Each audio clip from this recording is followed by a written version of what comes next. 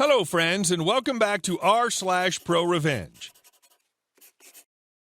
Our first story about a crazy boss who was punished by our OP for his rudeness. But before we begin, don't forget to subscribe to our channel if you're new here and turn on notifications so you don't miss a new video every single day. Here we go. Gotcha, Chief. Some context. My immediate supervisor, let's call him Daryl, is an all-around jerk. Our receptionist, let's call her Betsy, got a massive butt chewing from Daryl one afternoon. Apparently, Daryl asked Betsy to forward every piece of communication from company XYZ to his mailbox. He'd forgotten his cell phone at home and had no way to access his email. This was made clear only after events that unfolded later that day. We have physical cubby-style mailboxes that no one, Daryl included, ever used for intra-office or inter-office communication. I have reference books in mine, others stuff their coats, hats, etc. in theirs. Our company tries to be as paperless as possible. There's an edict from upper management that if possible, messages, PDF documents are to be forwarded via email. Betsy, as per usual, forwards the docs from company XYZ to Daryl's email inbox like she'd done a million other times. Incoming email goes to a monitored general mailbox due to the nature of our business. Daryl blew a gasket when the intern that he sent to the office for various other reasons met him back at the job site, saying he had nothing in his mailbox.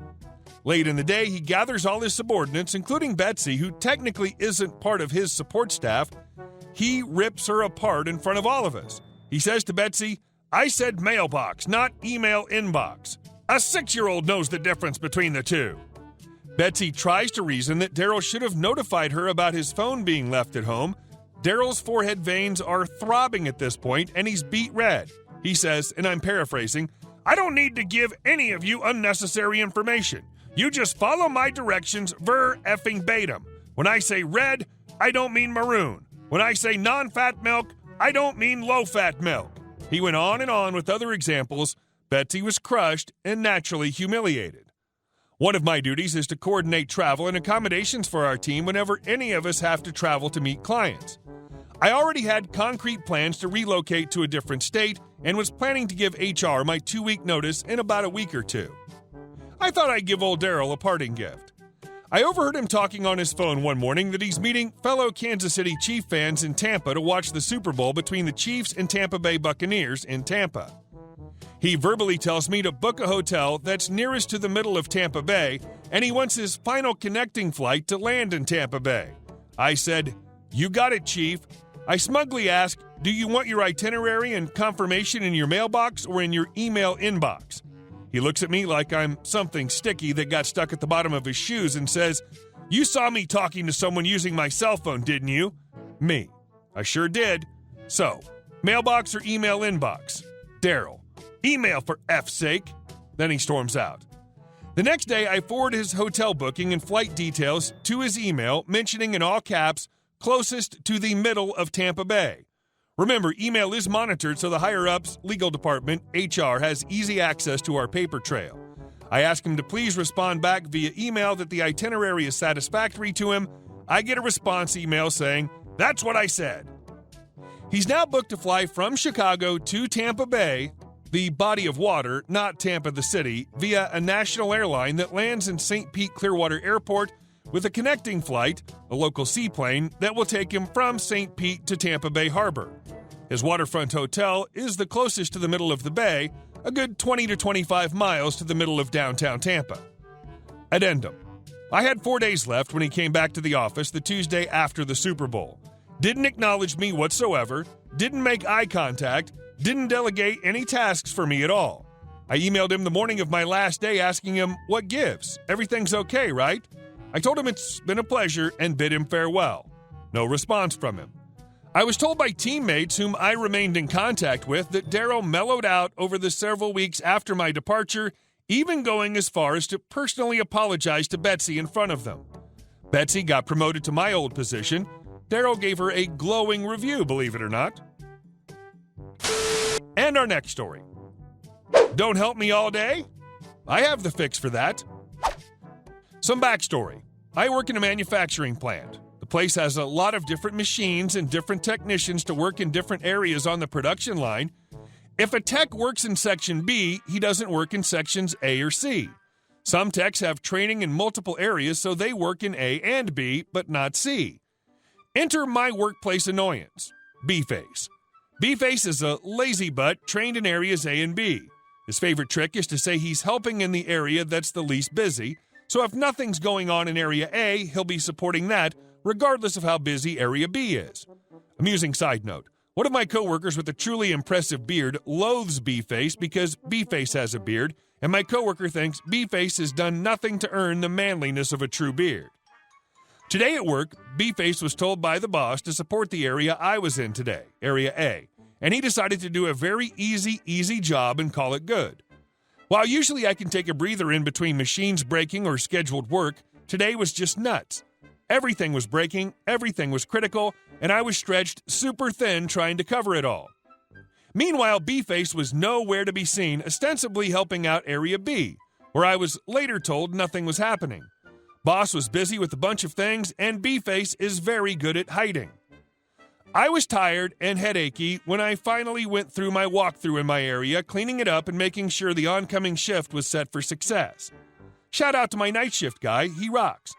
And there I happened upon the glorious tool of my revenge, the toolbox B-Face had set up next to the machine he worked on for all of 45 minutes. It was a mess. Tools were strewn around, chemicals were left out, cleaning supplies tossed on whatever flat surface would hold them. Big no-no. Chemicals alone are not to be left out, but obviously cleaning up after yourself is a big deal. I went to the meeting room where we do our shift change. We give information as to what equipment is broken and needs more work. We talk about what we did that day and anything coming up for maintenance. Both shifts and both shift bosses are there, and we did our turnover. And just when B-Face was about to leave, I called out, "Hey guy, I totally don't call B-Face. You left the toolbox over behind the machine. I didn't get the chance to clean up after you. I was just so busy." He froze like a deer in the headlights and slowly looked over to me. B-Face loves to leave ASAP, if not before, and this would delay him. Night shift boss, a cranky old Irishman with a thick accent to boot, has zero patience for people who don't clean, and he rounds on B-Face. "Oi, don't tell me you left cleaning chemicals out." B-Face. Ugh. Night shift boss. "God bloody hell, this is the kind of crap that gets people in trouble with safety and blah, blah, blah." Night shift boss is pretty chill, but hates dealing with safety and all that. I left him there getting lectured while he clearly wanted to go home and leave. Thing is, I would have cleaned up for him if things were quieter in my area. Shame I had no help today. And our last story. Several years of harassment caused her to lose a job and her kids. Several years ago, my mom was dating this nice man with 2 kids. My younger brother and I liked the boyfriend himself, but his kids were another story. His kids were entitled jerks that always got what they wanted, constantly stole our stuff, and were generally a nuisance to be around. I always tried to be a better person, but my brother and I were constantly getting into arguments with them due to their pettiness. They weren't even the worst part of the relationship. The boyfriend's ex-wife was. From my perspective, I felt that she was the type of person that if she couldn't have him, nobody could. She made my mother's and our lives hell, constantly filing false complaints about our side of the family, generally pointed at my brother and I. From harassment to claiming I had stolen the son's stuff, which was the other way around, and going after the boyfriend, claiming he was an unfit parent. Several times, she'd try and ruin any plans we'd come up with. For example, after spending months planning a trip to New York, last minute she blew a fuse and demanded we cancel the trip so that she could take her own trip with them. We had already gotten written agreement from her. One time, she even demanded the older son and I visit a family therapist. After pointing all the blame on me, I told my side of the story. It resulted without the therapist fully implying that they agreed I was in the right and them storming out of the room. Among other reasons, even after my mom and her boyfriend had gotten engaged, the ex-wife was one of the biggest reasons why mom had decided to call off the engagement. The harassment and drama were just too much for us. It broke her heart to do so, but she made us the priority and got us out of that situation. A few years after the breakup, my small family and I were living happily. I never saw the kids or the dude again. My mom had still kept in touch with the former boyfriend, but after some time apart, she's seen the faults in him too. I was in the 8th grade and living a happy life. That was until the ex-wife stepped into gym class one day. Apparently, since the breakup, she'd gotten her teaching degree and became a substitute teacher. She was now replacing our normal teacher who was on maternity leave, as well as acting as the assistant teacher for our health/sex ed class. Basically, I now had to see her pretty much every other day for the rest of the school year. At first, she didn't recognize me. Puberty had hit me hard, changing my appearance drastically, especially for someone who hadn't seen me in like 5 years. Eventually, she recognized my name, and that's when the harassment began anew. All of it was snide remarks about my appearance, constantly pointing me out as an example of what puberty can negatively do to you, pimples, facial hair, voice cracking, that sort of stuff, to the class as if I was the only one dealing with it. The main health teacher didn't know about it either. Basically, everyone in the 8th grade was taking sex ed at the same time. It was technically one extremely large class, but split up into male and female groups, and wasn't I lucky that the ex-wife got the male half? Mine. I told my mom about it immediately, and she was livid. She sent multiple emails to the school requesting that they switch teachers or at least let me take the class online. It all fell on deaf ears until, with the help of the ex-boyfriend, we showed them dozens of emails, phone calls, and messages, all spouting harassment at my family and I. This resulted in her being fired from the school and basically being blacklisted from our school district and the surrounding area. If she wanted another teaching job, she'd have to find it elsewhere. This resulted in a major legal battle between her and the ex-boyfriend because she'd tried to move out of state with the kids without his nor the court's permission. Apparently, she lost custody of the kids and had to go back to her old job. Don't know what it was. All in all, it was an interesting experience. We cut ties with that entire family after the whole ordeal and went on with our lives. I'm now a sophomore in college, waiting out the lockdown in my state, while my mom still hasn't had a long-term relationship since. Mostly sticking to online dating, but she's happier than she's been in a long time. Hey guys, thank you all for watching the video. I'll see you in the next one.